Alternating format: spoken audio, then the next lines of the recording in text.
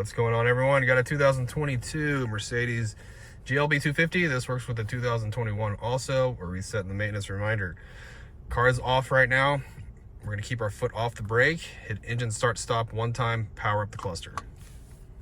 Okay, as soon as we do that, right here on the steering wheel, we have inner and we have back. What we're gonna do is we're gonna push inner, hold it down, back, hold it down. And you'll notice that the cluster, the yellow right here, went away, okay? Now what we're gonna do is we're gonna push the back button. This is gonna bring up this menu here.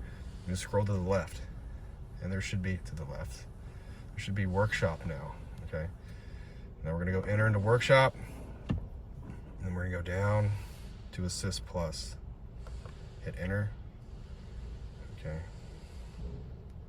It tells you to switch on ignition, foot off the brake, hit the button again, hit enter to get rid of this message. We're gonna go down to full service and enter, confirm full service. We're just gonna pick an oil grade and we're gonna hit yes.